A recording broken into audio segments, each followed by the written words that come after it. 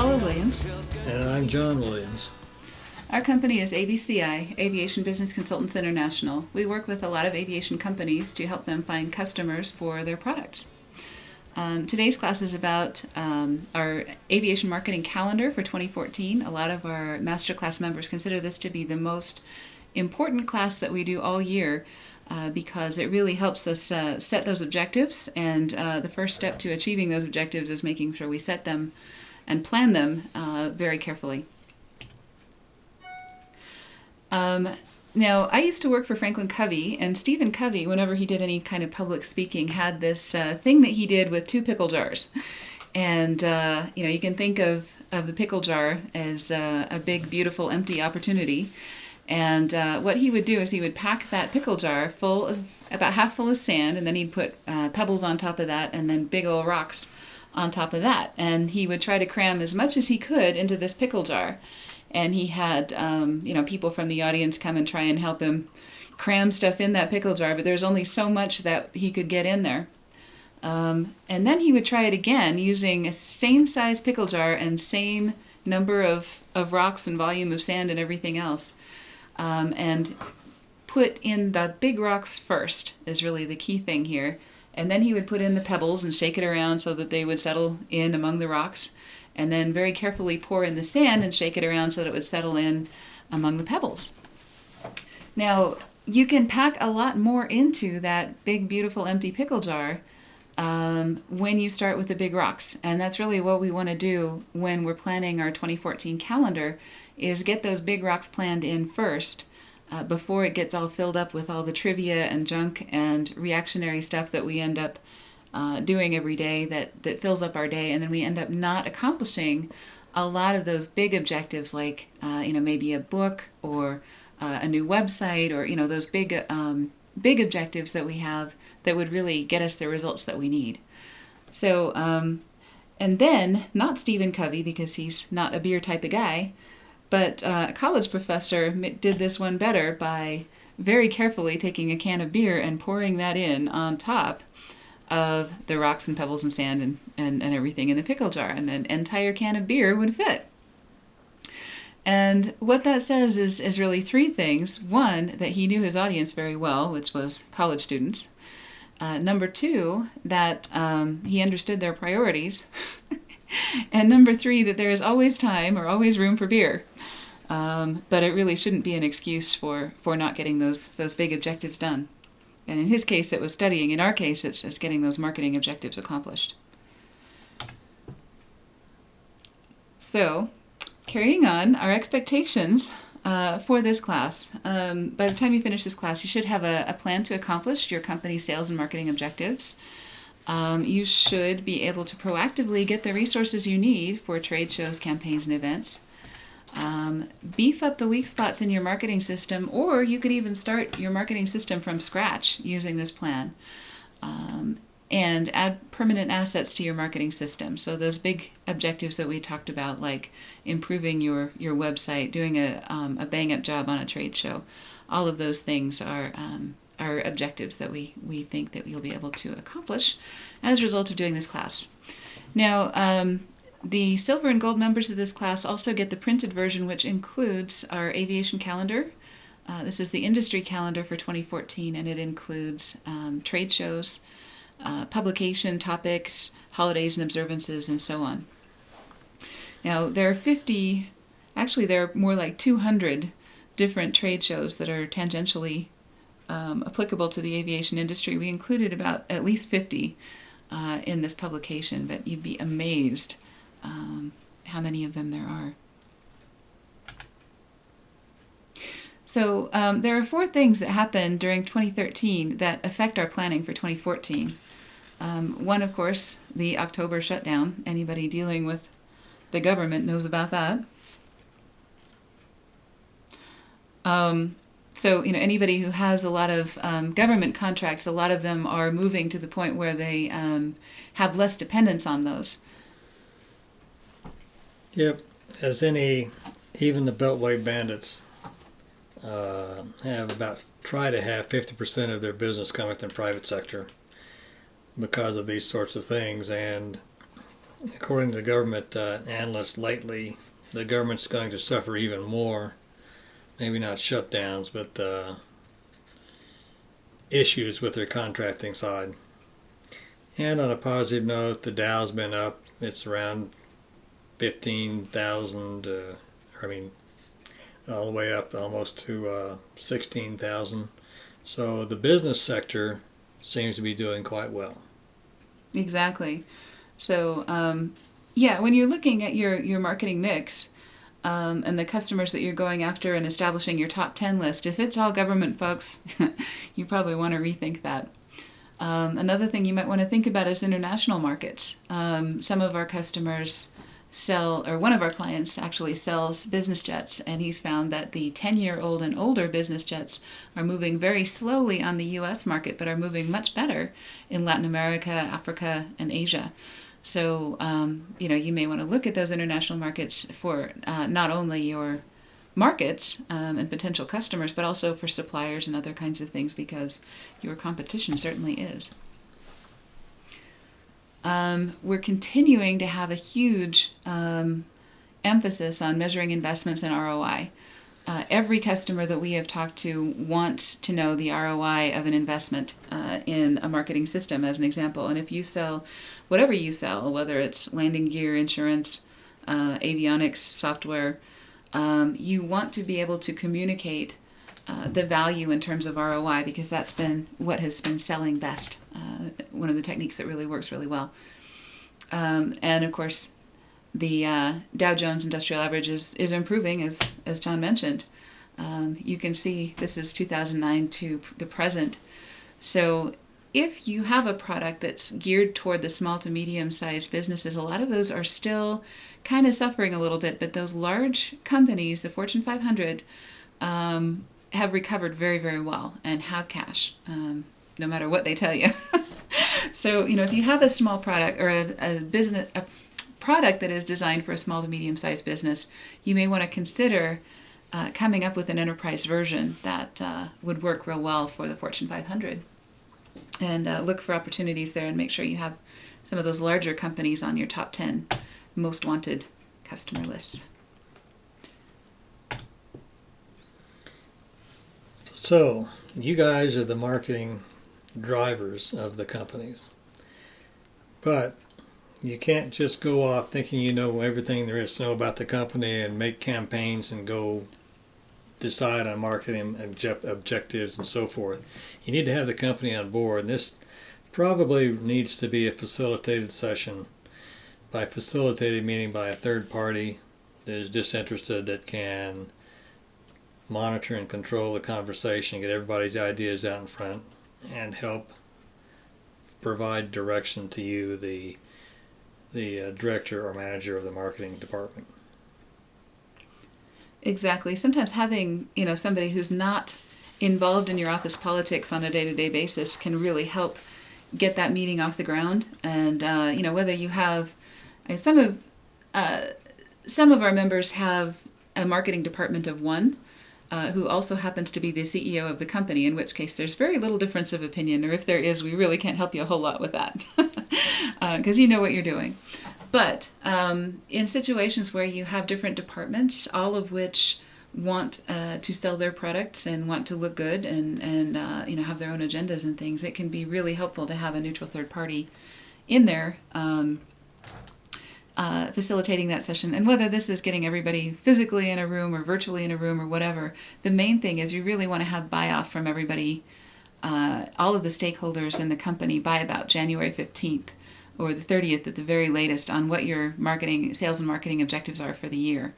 If you don't have that buy-in, you cannot be successful, because you're not going to get what you need. And it's too late in the year to be accomplishing some of those objectives. So, you really need to get those down on paper and agreed to and set in cement. So let's say that we have had that meeting, and as an outcome of that meeting, we've decided we need to make $1 million in sales, just to keep the numbers easy.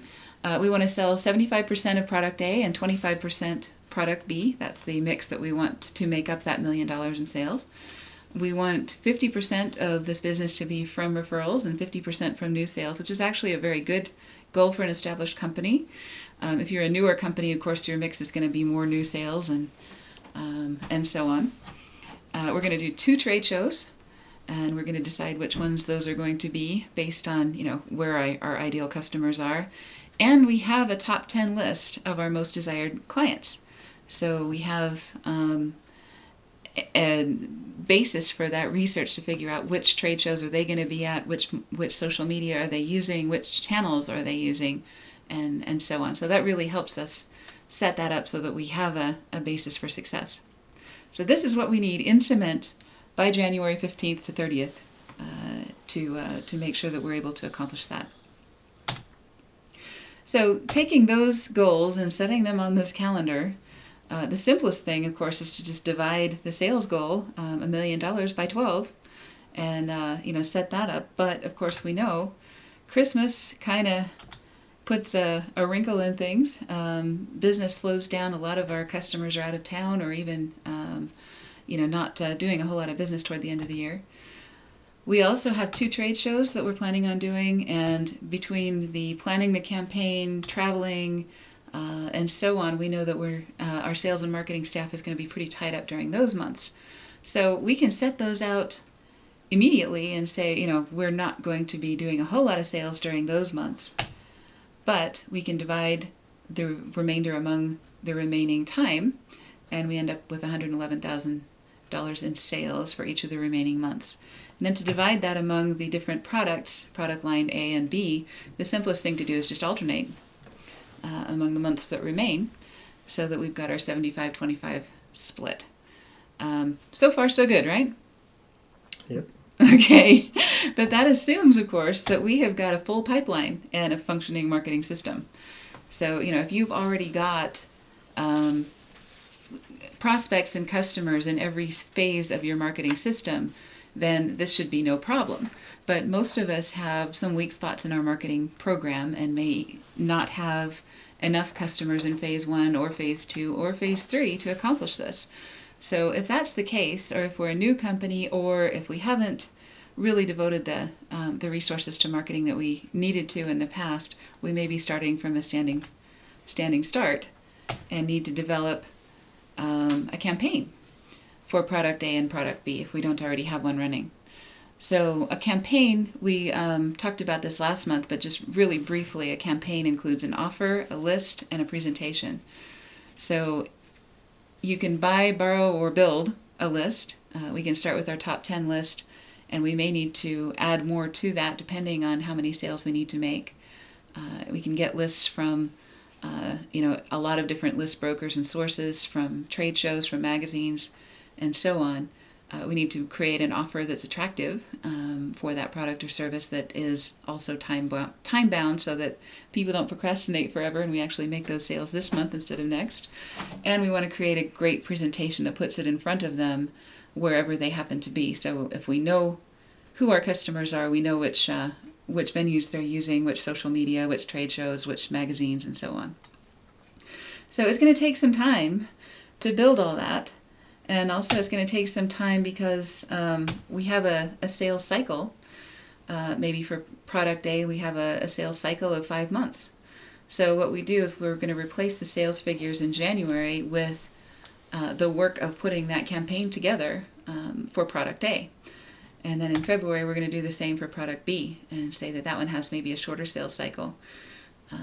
So those are things that we can plan given what we know about our product and given what we know about our customers. But what this does is it sets it so that we don't even have to make any sales until March, and we can still accomplish these objectives. So they're still achievable, assuming that our numbers are still good. All right, so questions about getting started? Well, there were a few. How do you know, or how do you determine your sales cycle? How do you know how long it is?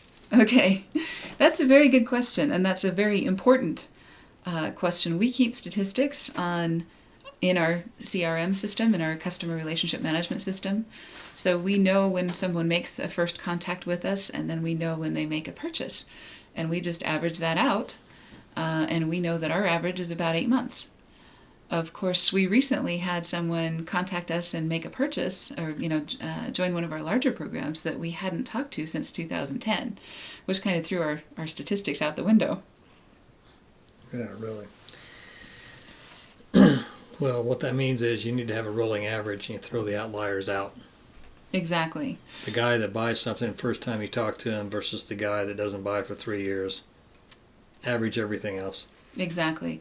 So in the aviation industry, it can be anywhere from 2 weeks to 2 years, and that varies depending on the size of the product and complexity of the product, the size of the prospect company. So if you're selling to sole proprietors, it's going to go a lot quicker than if you're selling to Boeing, where you have committee meeting after committee meeting.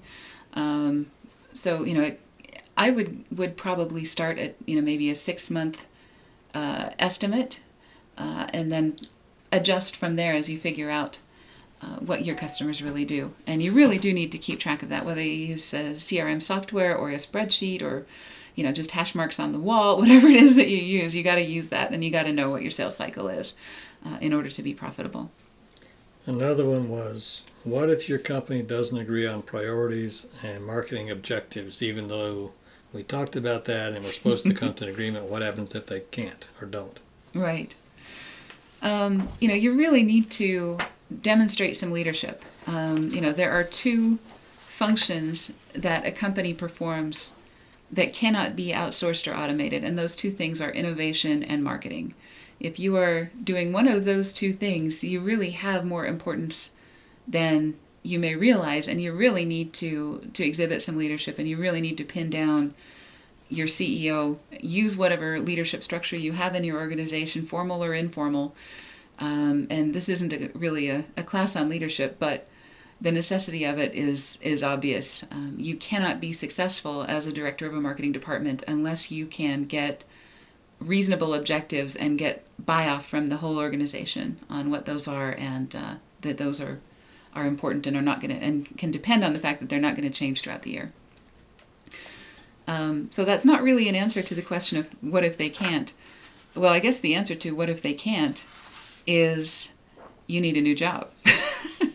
You cannot be successful if you can't get objectives agreed to. So, and you can communicate that. And usually that does the trick. If you say, look, we stand no chance in achieving our objectives if we do not have any. So, let's agree on something. And usually that's all it takes. All right, so carrying on. Back to our system. We look at this system and we figure out, what do we have and what do we need? And of course, your marketing system for your company is going to look different from this. Hopefully you have a phase 1, a phase 2, and a phase 3, and hopefully you have some boxes in there. They're not going to be the same as these boxes. Everybody's is different. But you need to figure out where are things falling apart. Are you getting enough leads but they're not closing? Then you need to work on phase 2. If you're not getting enough leads at all, you need to work on phase 1. And if you're getting all new business but no repeat business, then you really need to work on phase 3. So, look at those things, decide what your priorities are, what needs to be done most in your company, and you want to make those things priorities. Now, you can use the Marketing Masterclass to get a lot of these things done, and that's really what it's for. If you look at the 2014 syllabus, you can use that to get a lot of free help and free consulting from marketing professionals. We have our different topics during the year, and the homework assignments for those topics equate to a lot of those parts of your marketing system that you may need some help with. So, in January, we're going to be talking about showing rather than telling, infographics and images. So, if that's been a problem for you, you definitely want to make a priority of that class, do the homework, send it in, and get some feedback on your infographics and images and how you might make them better and more clear and more compelling. February, attractive packaging for your product or service. Now, you might say, I sell landing gear or I sell insurance, and the attractive packaging is not high on my list of priorities here, but actually it can be. people buy solutions, they don't buy products.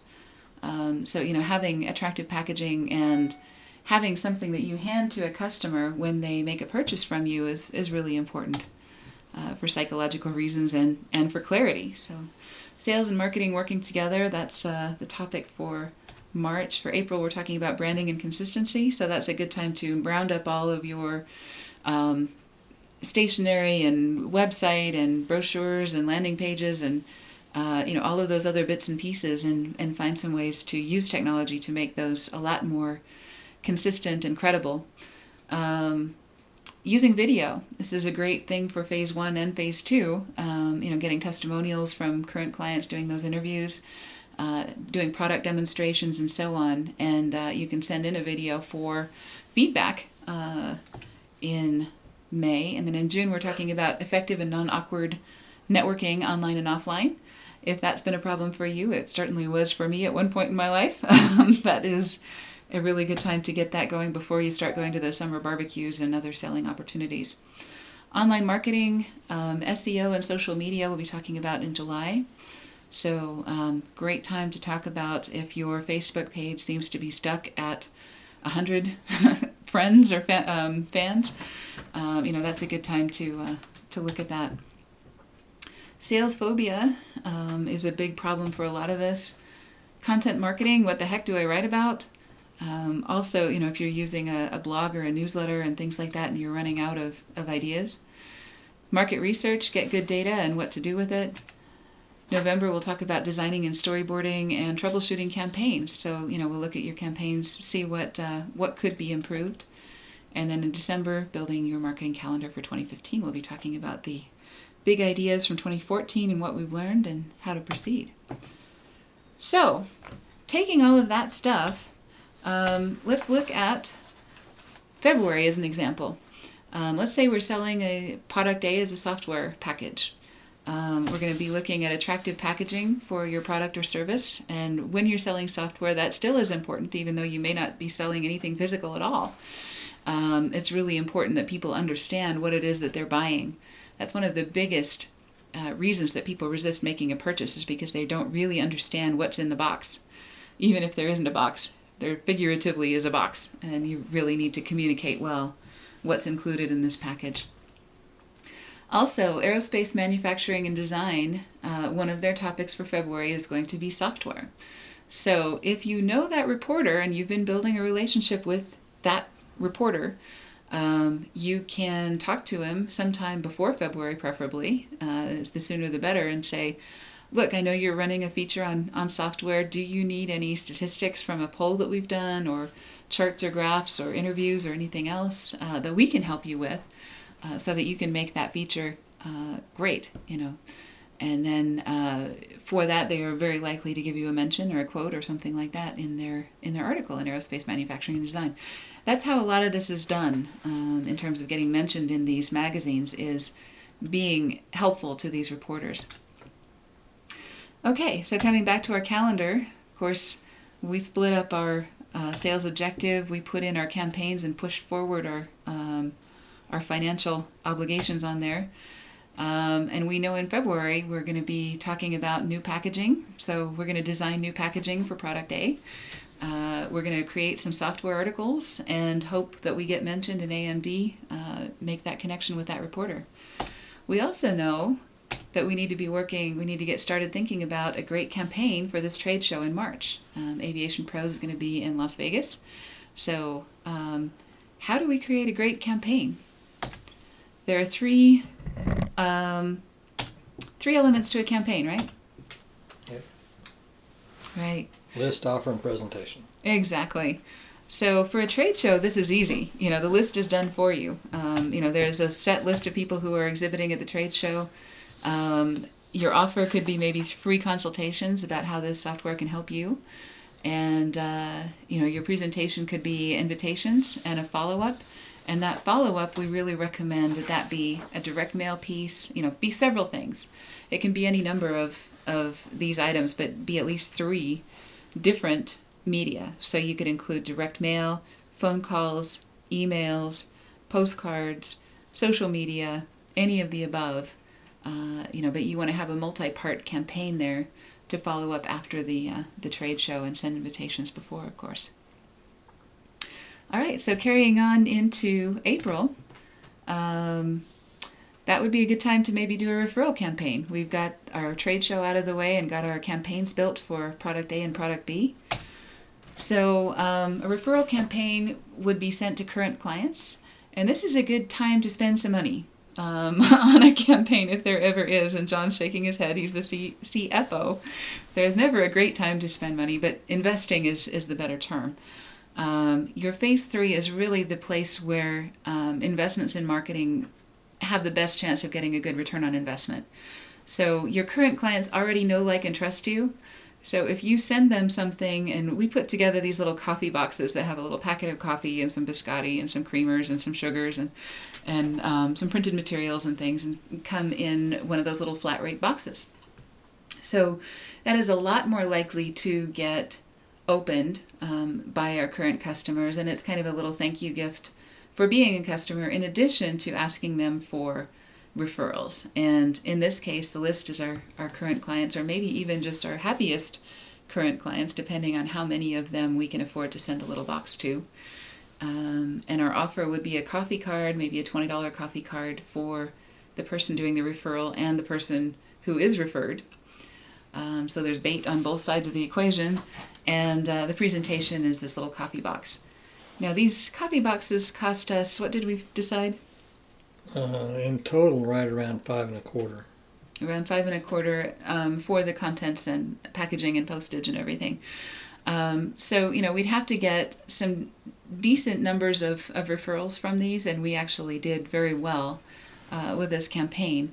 But again, you want to be selective about who you send that to. You don't want to send it to 10,000 people, but sending it to 10, 20, 30, 40, 50 of your current customers is a very realistic campaign, especially if you plan it now and you put that money in your budget. So that is something we can do. Another thing, let's look a little bit further ahead into June. The topic is effective and non-awkward networking, online and offline. And we'll be looking at in Business Jet Traveler, there's an article on the best luggage, apps, gadgets, and more. So we need to find out who's writing that article and who's covering apps, who the apps expert is for Business Jet Traveler if we don't already know.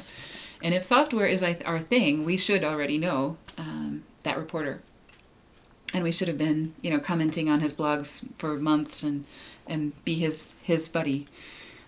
So the way this looks on the calendar is networking.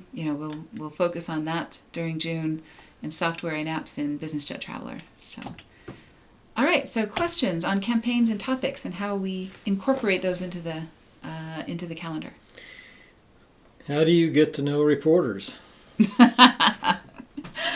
That gets asked a lot. There are no shortcuts. Just like making friends with any human being, you need to get them to know, like, and trust you. And the way to do that is to do what you say you're going to do. So you think they're human beings? They are human beings. And just like the rest of us, they are overworked and underpaid. All of these magazines are smaller than they were months ago. So all of these reporters have to prove their worth. You put yourself in their shoes. They write articles, and those articles have to get attention for them to keep their job. So, they need people to read their blogs. They need people to comment on them and like them and post them, on their own Facebook pages and things like that. So when you see an article by one of these reporters on a topic that you know something about, you want to like the article, give them some exposure, give them some visibility, give them some applause, and write a comment if it's appropriate, so that they get used to seeing your name as somebody who's in the industry and somebody who has an opinion and is a good source of information. Okay. So what if there's nothing relevant in the aviation publications for a particular month? Okay.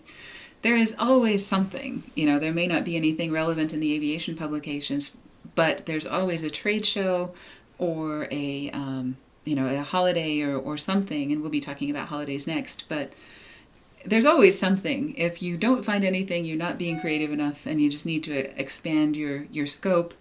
Go for a walk, talk to people, go to a movie, Movies are always great ones. You have The Hobbit coming out, and I don't know if you've noticed in Denny's they have this Hobbit menu, different things on the menu from the movie. The more creative you can be, the more unusual it is, especially in the business to business and aviation and high tech sectors. There's always something. And for, let's see, when you get people that recommend you, do you give, suppose the same person recommends you to two different people, do you give them the same gift, or do you have different gifts for different levels? Ah, that is a good question. So, yeah, and hopefully we will get repeat referrals. In fact, in our case, some of our customers are our very best salespeople, and they refer folks to us all the time, which is great. We send brownies, and we have never gotten complaints about people getting too many brownies. I suppose they can give them to their kids or their office staff or whatever. As long as it's a consumable product, I don't think there's a problem with doing a repeat thing. And if it's something kind of special, then it's something that people talk about and say, you may not want to advertise it, but people will start talking. Boy, if you make a referral to these guys, they send you something really bizarre, like, pralines or pears or whatever. And you may want to get known for that. So, there's nothing wrong with that. The downside is if you send something like an engraved pen or, something like that, you probably don't want to give people 25 of them, So as long as it's a consumable item, I don't think there's a problem with repeat gifts. Okay. Yeah. Any others? Questions? Nope, not yet. Okay. Cool. What about different gifts for different levels? I think that one came in We before. just talked about that. If someone refers somebody for a class, for example, you may want to do something simpler like just brownies, but if somebody wants to do or somebody refers somebody and they buy something like a jet from you or something, then you probably want to send brownies and a fruit basket or, something along those lines. So there's nothing wrong with doing different levels of gifts as well. Even keeping your signature item, whatever that is. Cool. All right, so carrying on. Holidays and observances. This is another way to fill in some of those gaps in the calendar. And people think that these are retail. And they are. A lot of them were created or capitalized on by the florist industry or the greeting card industry and so on.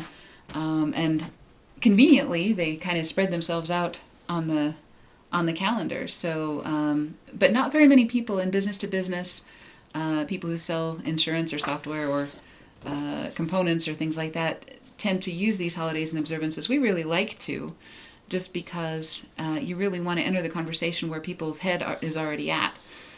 So this really gives you an opportunity to talk to people. So like in February, you might want to say we love our customers and provide some kind of an extra service with the purchase, like maybe even a box of chocolates. It doesn't even have to be related to your product or service, but maybe if somebody comes in for a phase maintenance, give them a detail in addition or whatever. So that's always nice. And we do like to do addition rather than subtraction. So, give them something extra rather than deducting from your price, because that helps you maintain your price integrity, and that's a whole nother class. But St. Patrick's Day, this is a good time to do contests. Like maybe the 13th person that likes our Facebook page will get a free report or, access to, 30-day trial version of our product or something like that. So, there's a lot of things that you can do with Luck of the Irish or different things like that. Easter, you can do an Easter basket or, one of those really nice picnic baskets with a charter service or, something along those lines. Or, a nice gift basket for someone's office staff with treats and things like that. Flag Day, you could do a flag with purchase. There's some companies that do that pretty well. Aviation folks tend to be pretty patriotic, so 4th of July and Flag Day, those are good times to do promotions. If you do a private aviation, you could do independence from security lines or independence from the airline schedules. Veterans Day, you could do a military discount or extra service for veterans, whatever that might be. October is a good time to emphasize your guarantee or risk reduction, trial offers, other kinds of things. Don't be scared. There's lots of things you can use there. Thanksgiving, we're thankful for our customers. Maybe include a pie or something along those lines. And of course, Christmas, you've got Black Friday. Buy yourself a Christmas present, buy your airplane a Christmas present, buy your staff a Christmas present, and so on. This is an ad that we ran across just today. It's not one of ours. I wish it was. The subject line was, and this came in email, the subject line was the Red-Nosed Regional Jet. Santa's second choice, ADI's ERJ 145, 50-seat solutions. And this, I think, does a really good job of describing something that is their unique selling proposition in 3 words, 50-seat solutions. That really tells you what exactly it is that they do. It's smaller than an airline, but it's bigger than a typical business jet, without spending 3 paragraphs and a diagram to do it. What that does is the simpler you can make your unique selling proposition, the better able you can make use of any of these creative ideas with holidays or different promotions and other kinds of things, because you have a lot of freedom with the format and a lot of freedom with the typesetting and a lot of things that you can do that you couldn't otherwise do if you couldn't explain your offer this clearly and this easily. And it's another thing about this is that it is incredibly it gets your attention. You get an email that says the Red-Nosed Regional Jet. You're going to go, what? Is this a different livery or something like that? But it makes you open it. So those are the things that you really want to look for. And if you can make people chuckle, that's fantastic. But you also really want to be clear about what it is that you offer and what you do. All right, so questions about holidays and seasonal specials? Well, with all this talk of holidays, these are all U.S. holidays. What about international customers? What are the chances of offending them with so forth? Okay. I think there's 2 things that we can look at here.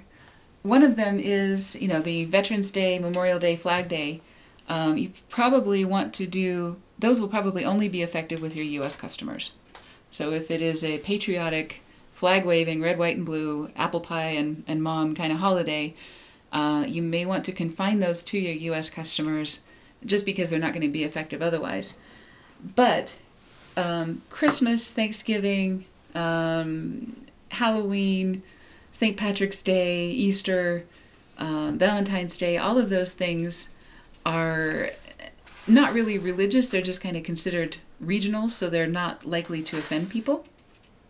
In fact, we do business with people all over the world, in Egypt and Pakistan and India and Russia, yeah, Australia, France, Honduras. Yep, exactly. And we have never run across anybody who is offended by a holiday except for Americans.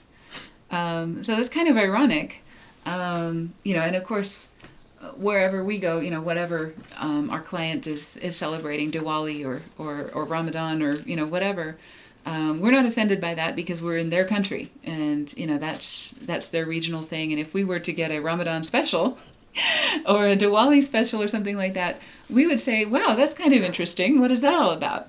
And I think they have the same feeling that it's kind of a quaint curiosity, and especially in the business-to-business, high-tech, and aviation fields, it's more of a friendly thing than anything else. You don't want to get religious and talk about the religious aspect of the holiday, but as long as you're doing Santa Claus and reindeer and pumpkins and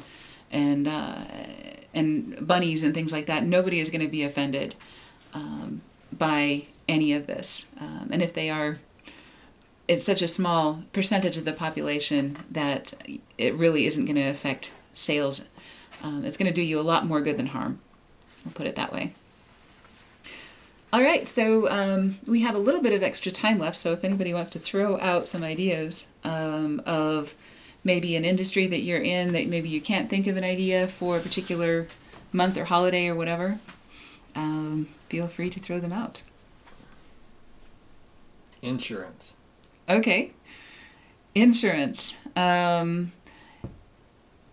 If we're talking life insurance, the classic sales presentation for insurance is that you care about your loved ones. So Valentine's Day is a good one there. St. Patrick's Day is all about the luck of the Irish, and insurance is all about risk. So, in case you don't have the luck of the Irish, you really need to be insured. There's a bunch of different puns that you could use, or a bunch of different ways that you could tie that in. If you look at some of the insurance is one of the hardest things to sell, and that's why a lot of the insurance companies get so creative. You look at any of Geico's or Aflac's or any of the big names in insurance, and they do a lot with holidays, simply because a lot of times their differentiating factor is just service and personality. So you really need to shine in the service and personality area, and holidays give you a chance to do that. How about something really technical? Okay, how about avionics and components? Okay, so if you're doing something like that, you have to remember that whatever you do for a holiday or other promotion doesn't necessarily have to be relevant. We have a car dealer in our area that gives away a side of beef with a purchase of a car. It has nothing to do with the car. So, but that's just something that he's become known for. And I think if you were doing avionics, and you got known for, apple pies or pralines or, whatever it is, maybe something regional from your area that you provide with a purchase or a referral. That could be something that you could do. And there's nothing wrong with giving away a box of chocolates on Valentine's Day or a pie on Thanksgiving with avionics. I don't think anybody's going to turn up their nose at that. So there's lots of ways to use these, and you just need to expand your mind a little bit and be brave enough to suggest this to your upper management. In some cases, your upper management is guys in suits that are that don't seem to be open to these kinds of ideas, but do it once and be successful with it and knock it out of the park, and then they will be 1,000 times more receptive the second time you come up with a wild idea. John was. All right, so here's our checklist. You want to establish your sales and marketing objectives. If you do not establish them, you have no chance whatsoever of achieving them. And you do want to make sure that you get them agreed to by the 15th or the 30th of January. Just so that you've got the time and you've got the resources committed to get those done. Break them down into monthly goals. We showed you how to do that with numbers and with tasks. Use the Marketing Masterclass topics to get help with the topics that you need help with. And you can do that without spending a lot of additional resources and time. Nobody's coming into January 1st with a perfect marketing system, not even us. Just time and circumstances has made it so that there's always something that needs to be updated or fixed. And the Masterclass really kind of gives you a means and some time to get that done. Use publications, topics, and events. Use that calendar. Mark the heck out of it. Put dog ears and Post-its all over it. Create campaigns. Never do a random act of marketing. Always do a campaign. And again, the 3 elements of a campaign are the list, the offer, and the presentation. So make sure you're doing that every single time. And the other thing you need to do every single time is measure the results of every single campaign. And that will really help you reach those goals and also prove your worth and make sure that you get the buy-in and the support next time you need something. Never let a goal slip by. There's a lot of things that are outside of our control in sales and marketing, but that is the nature of the business that we're in. If it were easy, everybody would be doing it. So you need to control everything you can control, and whatever you can't control, use your creativity. If there's nothing that month to help you, make something up. You have to come up with something creative and make sure you have all those disciplined elements: list, offer, presentation, measurements, and make sure you get those done. All right. So the Show Your Work Challenge. This month it's going to be send us your marketing calendar, and we will give you some feedback on it. That gives you some professional assistance without spending any additional money. And you can let us know if you want us to keep those private, and we'll absolutely respect that. Or if you want some extra publicity, we'll mention you on our blog if you have a great example. So there's also a survey in your packet. You want to fill it out and send it to us, and we will send you a free gift with your next month's lesson. And those gifts are almost always books on sales and marketing topics, because this is, after all, a class. All right, so coming up in January, we have Showing Rather Than Telling, infographics and images. You know from the trade shows that you've been to, the people that have fantastic graphics that grab you from across the room and make you walk over and say, oh, I never understood how that worked. Now I get it. Those are the ones that make the best sales. And you really want to be using those infographics and images and diagrams and charts and graphs effectively, because they're a great way to grab people's attention. A lot of the products and services that we sell are not easy to understand, so this gives us a way to communicate about them. And John, you know from talking with folks, people will never tell you that they don't understand something, will they? No. It's just not something people do in this country. Yeah, they're not willing to admit that they don't understand, so they just will turn up their nose and walk away, and you won't make the sale, but you will never know why. More often than not, it's because they didn't understand your product fully. So we'll talk about educating customers, building understanding and trust, and making the case for the purchase. So we will see you in January. While you're working on your calendar, one thing you may want to do is put all of those webinar Wednesdays in on that calendar, so that you've got the time blocked out and you're ready to go, and you can start collecting those questions on the topics we're going to be talking about, so that you can organize your work around that framework. So have a great holiday season. It's been a fun one for those of us in aviation. I think maybe we're going to come out of this recession alive. We'll see you all next year.